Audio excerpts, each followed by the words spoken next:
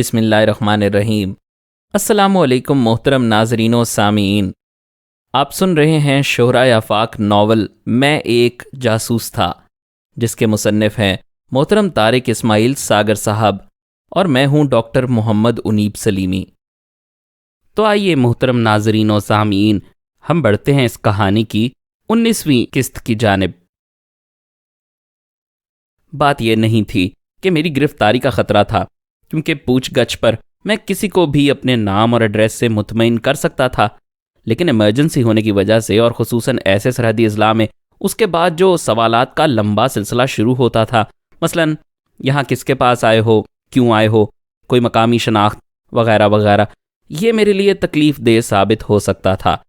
मैं बहरहाल फ़ौज को धोखा देकर भागा था और दुश्मन को कमज़ोर जानना मेरे पेशे के असूलों की नफ़ी करने के मुतरादिफ था। मैं ऐसे हालात ही क्यों पैदा होने दूं कि कोई मेरे मुतल्लिक छानबीन करता फिरे। ये थी असल में वो सोच जिसने मुझे यहाँ से भागने का मशवरा दिया था। मैं होटल से 5-10 मिनट के बाद ही बाहर चला आया। अब मज़ीद दर्द सर मोल लेने के लिए मैं तैयार नहीं था। फ़ौरन पठानकोट वाली बस का टिकट खरीद कर मैं उसमें सवार हो गया, क्योंकि पठानकोट से मुझे ज़रा राह मिल सकती थी। उसके अलावा मुझे मालूमात भी जल्द अज जल्द मुंतकल करना थी। इस मर्तबा मुझे अगले दरवाजे के करीब ही जगह मिली थी। जैसे ही बस स्टार्ट हुई और मेरे मुंह से जे भवन वाली माईदी के अल्फाज ही बमुश्किल निकल पाए थे, जब वही मनहूस सूरत ड्राइवर के सर पर लगे शीशे में उभरी। शायद बेचारा मायूस होकर गुरदासपुर लाइन वापस जा रहा था। इस अचानक सूरत हाल से खामखा मेरी हंसी निकल गई। शायद उसने भी मुझे बस में देख लिया था, क्योंकि हैरत और खुशी के मिले जुले तासुरात जो इसके चेहरे पर अचानक मुलाकात से उभरे थे, उनकी एक झलक तो मैंने भी देख ली थी। मुझे फौरी फैसला करना और उस पर अमल पैरा होना था। मुश्किल ये थी कि अब मेरे पास पैसे भी ना होने के बराबर रह गए थे और पठानकोट जाना भी मुमकिन नहीं रहा था, क्योंकि अब तो उसका मेरे मुतल्लिक शक यकीन में बदल चुका होगा। मुझे ना सिर्फ उससे पीछा छुड़वाना था, बल्कि पैसे भी हासिल करने थे। बुखार की सी कैफियत मुझ पर तारी होने लगी थी और लुधियाना पहुंचने से पहले मैं बीमार होने का खतरा मोल नहीं लेना चाहता था। कंडक्टर वाली सीट खोलकर वो उस पर बैठ गया। बस ओवरलोडेड थी। उसके और मेरे दरमियान 8-10 सवारियां खड़ी थीं।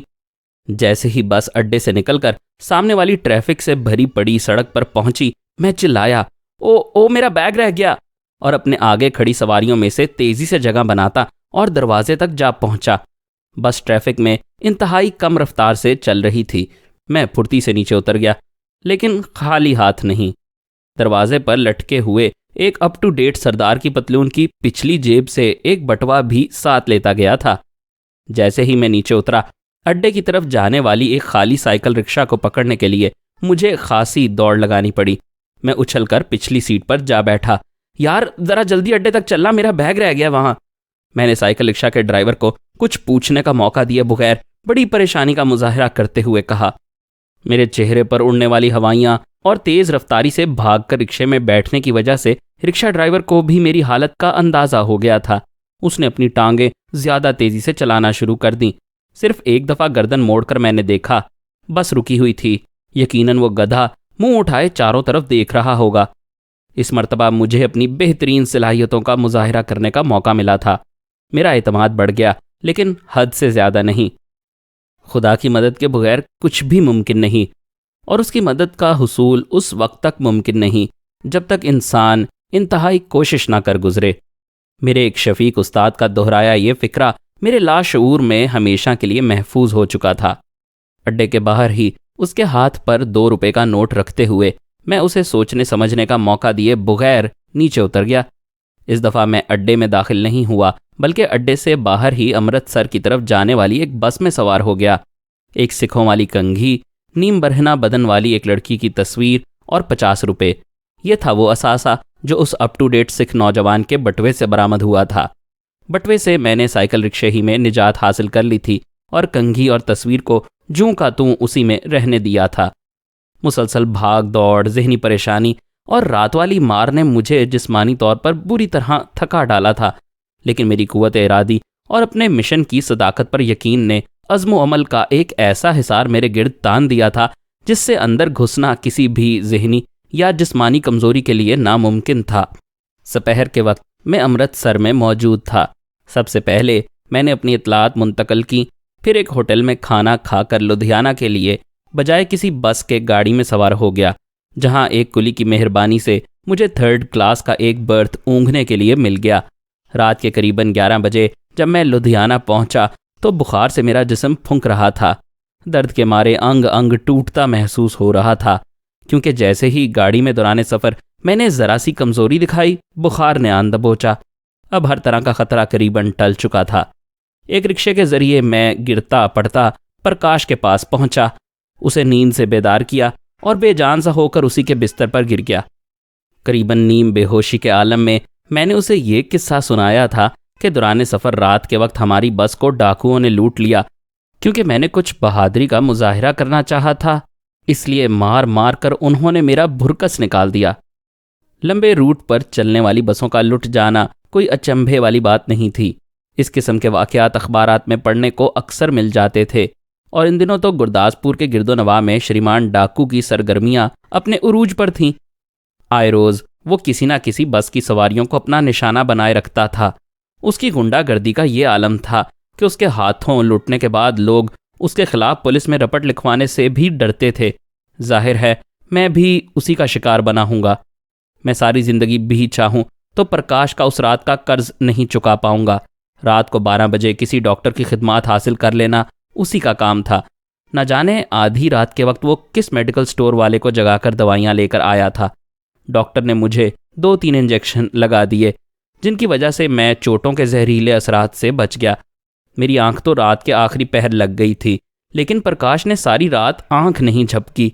मैं उसे सोने की दरख्वास्त करता रहा, लेकिन मेरे जिद करने के बावजूद वो सारी रात एक कुर्सी मेरे सरहाने बिछाकर मेरी तीमारदारी में मसरूफ़ रहा।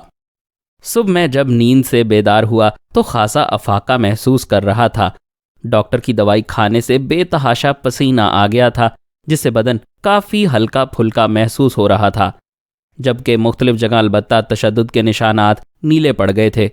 खैरियत ये गुजरी कि सोजन नहीं आई थी, वरना बीमारी का वक्फा खासा तवील हो सकता था। मुझे अफाका होते देखकर प्रकाश के चेहरे पर खुशी दौड़ गई। थोड़ी देर बाद जब हम नाश्ते से फारिग हो गए, वो नीचे कारखाने में चला गया, जबकि मैं ऊपर वाली मंजिल के वाहिद रिहायशी कमरे के बाहर धूप में आरामदेह कुर्सी पर बैठकर गुजरे वाक़यात का तज्जिया करने लगा। और फिर गुज़श्ता चंद रोज़ के अखबारात मेरे हाथ में आ गए। मेजर भास्कर के कत्ल ने रॉ के ईवानों में जलजला बर्पा कर दिया था। भारतीय सिक्योरिटी निज़ाम से मुतल्लिक करीबन सारी एजेंसियां जो खुसूसन पंजाब में काम कर रही थीं, उन्हें यकीनन अपने गैर महफूज और बोधेपन का एहसास होने लगा था, क्योंकि सरहदों के इतने अंदर आकर एक अहम ऑफिसर का कत्ल कोई मामूली बात नहीं। आम इतलात के मुताबिक भारतीय सिक्योरिटी ऑफिसर्स ये बात तो मानने के लिए तैयार ही नहीं थे कि ये किसी गैर मुल्की जासूस या कमांडो का कारनामा है। उनके ख्याल में यह तो मुमकिन था कि प्लानिंग पाकिस्तानी इंटेलिजेंस ने तैयार की हो, लेकिन उस पर अमल करने के लिए मकामी हमदर्दों की खिदमात हासिल की गई थी। अब उन हमदर्दों का सुराग लगाना ही उन्होंने अपनी इज्जत का मसला बना लिया था, और इस सिलसिले में पंजाब भर में डिफेंस ऑफ इंडिया रूल्स को बरोए कार लाते हुए मशरकी पंजाब की पुलिस ने करीबन सारे ही नामवर स्मगलरों को नज़रबंद कर दिया था। सरहदों पर बीएसएफ की गश्त बढ़ गई थी और कंपनी हेडक्वार्टरों से महफूज दस्ते काफ़ी तादाद में सरहदों पर फैला दिए गए थे। होम गार्ड्स, जो सरहदी देहात के तरबियत याफ्ता नौजवानों पर मुश्तमिल थी, उसे भी जदीद असलहे से लेस कर दिया गया था। सरे शाम ही ये लोग अपनी मुकर्रर करदा ड्यूटीज़ पर पहुंच जाते। होम गार्ड्स ज़्यादातर अपने अपने देहातों के इर्द गिर्द ही गश्त लगाया करते थे। मकामी बाशिंदे होने की वजह से उन्हें अपने देहातों को सरहद की तरफ से आने वाले खुफिया रास्तों का इल्म होता था। उसके अलावा वो ये भी जानते थे कि कम से कम उनके देहात की हद तक सरहदों के आर पार आने जाने वालों की महफूज पनागाहें कौन सी हो सकती हैं। उन इक़दामात के नतीजे में और तो क्या फ़ायदा पहुंचता, अलबत्ता इतना ज़रूर हुआ कि सरहदों के आर पार मवेशियों की चोरी और स्मगलिंग की वारदातों में खासी कमी वाक़ हो गई, सवाए उन लोगों के जो सरहदी मुहावज़ों से साजबाज करके उनकी खिदमत में शुरू से खतीर नजराना पेश करते आ रहे थे और किसी को सरहदों के नज़दीक फटकने की जुर्रत नहीं होती थी। दुश्मन के बने हुए जाल में नकब लगाने की बजाय हमने उसे यहीं मसरूफ रखा और अपने लॉन्चिंग पैड्स तब्दील कर लिए। दुश्मन तिलमिला कर रह गया। मेजर भास्कर के कत्ल के बाद से मैंने महाराज या क्लब के नज़दीक फटकने की कोशिश भी नहीं की थी। अभी तक इस सिलसिले में बाबूजी की तरफ से किसी का मुतवज्जे ना होना इस बात का वाज़े सबूत था कि स्वामी जी ने मुझे आश्रम में वाकई नहीं पहचाना था, या अगर उन्होंने मुझे पहचान भी लिया था तो उनका जहन इस तरफ नहीं गया होगा। अचानक एक ख्याल मेरे जहन में कूंदे की तरह लपका। क्यों ना भारतीय इंटेलिजेंस को इस शक में मुब्तला कर दिया जाए कि मेजर भास्कर के कत्ल में स्वामी दयानंद का हाथ भी तो हो सकता है। एक मुस्कुराहट खुद ब खुद मेरे होंठों पर फिसलती चली गई। इस तरह वो शैतान हमारे खिलाफ बिछाए हुए जाल में खुद फंस सकता था, और एक मर्तबा मुश्तबा होने के बाद कम अज़ कम ये ज़रूर होता कि भारतीय इंटेलिजेंस के स्वामी के साथ दोस्ताना मरासिम ख़त्म हो जाते, जिसका मतलब ये था कि एक खासे बड़े हसास इलाके में हमें खुलकर काम करने का मौका मिल सकता था, क्योंकि जासूस बहरहाल इंसान होता है। हुकूमती इदारों के बिछाए खतरात से बच निकलना तो उसके लिए मुमकिन हो सकता है, लेकिन इतनी मासूमियत और मक्कारी फैलाए फंदे से फरार की तमाम राहें मसदूद हो जाती हैं। अपने उन दोस्तों के जरिए जिनकी रसाई मुतल्लिका अफसरान तक मुमकिन हो सकती थी, मैंने तफ्तीश पर मामूर अफसरान के कान में ये बात पहुंचाने के तरीक़ाकार पर गौर करना शुरू किया, और मेरा जहन कड़ी से कड़ी मिलाता बिल आखिर जंजीर के आखिरी सिरे तक पहुंच गया। बेचारा स्वामी। एक नतीजे पर पहुंचने के बाद मैंने अपने करीब धरा अखबार दोबारा उठा लिया और उसका मुताला करने लगा। अभी अखबार आंखों से लगाया ही था जब ऊपर वाली सीढ़ियों से कदमों की चाप सुनाई दी। मैंने यही समझा कि प्रकाश होगा, क्योंकि वो थोड़ी थोड़ी देर के बाद मेरी खैरियत दरियाफ्त करने ऊपर आ जाता था। कारखाने के बाकी मुलाजमीन भी जुलूस की शक्ल में कुछ देर पहले मुझे शुभकामनाएं अर्पण कर चुके थे, लेकिन ये क्या, एक से ज्यादा कदमों की आवाजें आ रही थीं। चोर की दाढ़ी में तिनके के मिसदाक मैं चौकन्ना हो गया, लेकिन आने वालों की शक्लों पर नजर पड़ते ही सुख का एक लंबा सांस मेरे मुंह से खारिज हुआ। आगे प्रकाश था और उसके पीछे पूनम और सुंदर्शना, दोनों शायद कॉलेज से आ रही थीं। सफ़ेद साड़ी पर पूनम ने सुर्ख स्वेटर पहन रखा था। नागिन जुल्फें बल खाकर शानों पर फैलती चली गई थीं। वो रिवायती हिंदू महल्लाओं की तरह जूड़ा कम ही बांधा करती थी। धूप की तमाजत से उसके गालों का रंग तप कर गुलाबी हो रहा था। उसकी पलकों के उजाले गंदुमी आंखों की जोत जगा रहे थे। वह लिप्सरा जिसने हिमालय के दामन में बैठे त्यागी की 100 साला तपस्या को एक ही झलक दिखाकर गारत कर दिया था, शायद दूसरा जन्म लेकर मेरे सामने आन खड़ी हुई थी। उसकी पुरवकार चाल में करनो पुरानी किसी हुस्न की मलका का वकार सिमट आया था। वो पार्वती थी जो आकाश से धरती पर प्रगट होकर अपने प्रेम पुजारी को अपने दर्शन देने आन बराजी थी। मेरा रुआं रुआं मुसरत से नाच उठा। उसे देखते ही मेरी शरियानों में अनबिसात का समंदर ठाठे मारने लगा। एक वजदानी सी कैफियत, एक अनदेखा नशा मुझ पर तारी हो गया था। मैंने अपना दामने दिल वाह किया और वो मेरी धड़कनों पर चलती चली आई। क्या हो गया? उसने परेशानी से कहा। वीर जी, सुंदर्शना के लहजे में छुपी मोहब्बत का एक अपना ही तकद्दुस था। कुछ नहीं, बस यूं ही।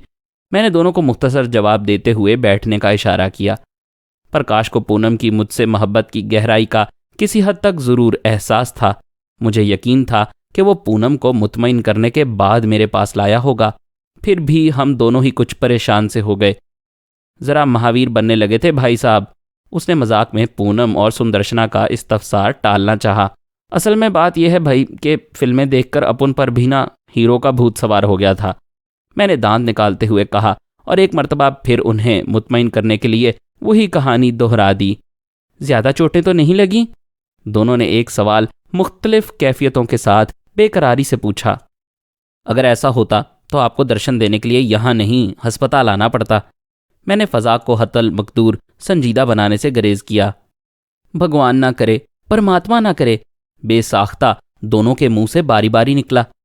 मैंने करीबन सारे जिस्म पर कंबल ओढ़ रखा था। चेहरा चूंकि डॉक्टर की मेहरबानी से सोजन से महफूज रहा था, इसलिए दोनों को सूरत हाल की संगीनी का एहसास ना हो सका। लेकिन जितनी देर वहां सुंदर्शना और प्रकाश बैठे रहे, पूनम को एक पल करार ना आया। असल में वो दोनों हमें अपने कॉलेज के मीना बाजार में ले जाने के लिए आई थीं। मैंने तो तीनों को भेजना चाहा, लेकिन सुंदर्शना और प्रकाश भी बादले नखास्ता मेरी जिद करने पर गए थे, जबकि पूनम वहीं रह गई थी। एक बात पूछूं प्रकाश बाबू? पूनम ने झुकी पलकें उठाईं। हूँ, मैंने हस्बे मामूल कहा। आप ये लाबाली जिंदगी आखिर क्यों गुजारते हैं? जो काम प्रकाश भैया करते हैं वो आप क्यों नहीं करते? उन्हें बाहर शहरों में जाने दिया कीजिए ना। आप यहाँ के मामला संभाल लीजिए। बाबूजी भी आपकी बात मानते हैं और किसी की तो सुनते नहीं। उनके करीब रहने से मुमकिन है वही अब सियासत से बाज आ जाएं, वरना तो हुकूमत अब खासी सख्ती करने लगी है। आप कम अज़ कम मेरा नहीं तो माता जी का ही ख्याल कर लीजिए, उसने करीबन रूहांसी आवाज़ में कहा। अगर तुम्हें इस वाक़ये ने ज़्यादा मुतासिर कर दिया है तो मैं भाग कर दिखा सकता हूँ कि मैं बिल्कुल ठीक हूँ। मामूली सा हादसा था, बस मुझसे बर्दाश्त ना हुआ कि कोई मुझे कमज़ोर जानकर मेरे पैसे छीन ले। फिर यूं बुज़दिलों की तरह ज़िंदगी गुजारना मुझे तो अच्छा नहीं लगता। मैंने अपनी जज्बाती कैफियत दबाने के लिए लफ्ज़ों की आड़ लेना चाही, लेकिन बेसुध।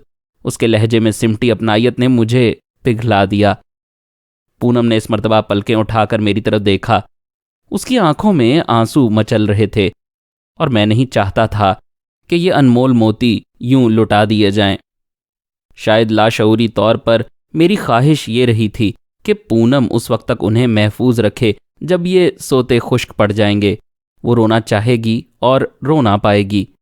वो मेरी चारपाई पर बैठी थी। मैं बेख्तियार होकर उठा, उसकी ठोड़ी को छूते हुए उसे मुखातब किया, लेकिन मेरी इस हरकत का रद्द अमल शदीद था। पूनम ने आंसुओं से भीगी लाचार सी मुस्कुराहट से मेरी समत देखा और मुझ में समा गई। आंसुओं का सीले रवां उसकी शबनमी आंखों से बह निकला। मैंने उसे तशफ़ी देना मुनासिब न जाना, क्योंकि इन लम्हों का तकाजा यही था कि वो अपना गुबार निकाल ले। जाने कब तक वो मुझसे लिपटी मेरी धड़कनों में समाई रही। जी तो चाहता था कि ये लम्हे अमर हो जाएं, लेकिन हाय रे मजबूरी। मैंने उसे खुद से अलहदा करके उसके चांद चेहरे को अपने हाथों के कटोरे में रखकर ऊंचा किया। एक बात कहूं पूनम? मैंने उसके मखसूस लहजे में उसको मुखातब किया, लेकिन वो खामोश रही। तुम कभी कभी इस तरह आंसू ज़रूर बहाया करो, मैंने उसकी आंखों में तैरने वाले गुलाबी डोरों में से उभरते हुए कहा। तुम्हारी आंखों की गज़बनाकी बढ़ जाती है। मैं उसकी इस तफसाराना नज़रों में फिर डूब गया और उसके लज्जाने की अदा ने मुझे मार डाला। अच्छा, अब अपनी आंखें पोंछ डालो, कहीं चलते हैं। कहाँ? उसकी आंखों ने फितने जगाते हुए पूछा। जहाँ धरती और आकाश गले मिलते हैं, मैंने फिल्मी लहजे में कहा, और पूनम की हंसी ने फ़ज़ा में नुकराई घंटियां बजा दी। लेकिन ये ठीक नहीं, आप आराम कीजिए ना, उसने हंसी रोककर कहा। है भगवान, ये खूबसूरत कन्हैया हमसे पीछा छुड़ाने के लिए कैसे छल करती है। मैंने दोनों आंखें बंद करते हुए पंडितों के से लहजे में कहा। एक मर्तबा फिर पूनम खिलखला उठी। मेरी सेहत तो इस बात की इजाज़त नहीं दे रही थी कि मैं चहलकदमी करता फिरूं, लेकिन चारपाई का होकर रहना भी मुझे मंजूर नहीं था। कपड़े बदलकर मैं पूनम के साथ आहिस्ता आहिस्ता नीचे चला आया और हम दोनों रिक्शे में बैठकर एक खूबसूरत स्नैक बार में जा पहुंचे। स्नैक बार के रोमांटिक माहौल में बैठे मेरा माजी, हाल और मुस्तकबिल सब कुछ मुख्तलिफ मेज़ों के गिर्द बैठे नौजवानों के, जो अपनी अपनी पूनम के साथ इस गोशाए आफियत में चले आए थे। सिगरेटों के उठते धुएं के मरगूलों में कहीं खो गया था। यहाँ सिर्फ मैं था और पूनम के संग की खूबसूरत महक, जिसने मेरे गिर्द हिसार तान कर सारे रंज और कुल्फतें भगा दी थीं। मेरे पहलू में बरगद की वो ठंडी छाया बैठी थी जिसके दामन में पनाह लेकर दरमांदा काफिलों के राहरो अपनी तृष्णा बुझाते थे। उसका कुर्ब मोहब्बतों का पयाम्बर था। वो मोहब्बत की गीता थी जिसके लिए राम ने वनवास लिया था। उसकी तलाश में सदियों से ना जाने कितने तपधारी हिमालय की तराइयों में भटक रहे थे। वो तिब्बत की देवदासियों का हसीन गीत थी जिसे आने वाले मुसाफिरों की याद में गाया जाता था। राजा इंदर के दरबार की वो हसीन मलका सावन की चांदनी बनकर मेरे मन में उतर गई थी। खयाम की इस हसीन रुबाई के साथ बैठकर पी जाने वाली कॉफ़ी जामे हयात बन जाती थी। वक्त का एहसास मिट जाता था और घड़ियों की गर्दिश रुक जाती थी। हमारी वीडियोस को लाइक और शेयर कीजिए। कमेंट सेक्शन में हमें अपनी राय से आगाह करते रहिए। चैनल का सब्सक्राइबर बनकर बेल आइकन दबाएं ताकि आपको हमारे नए अपलोड्स के मुतालिक नोटिफिकेशंस मिलती रहें।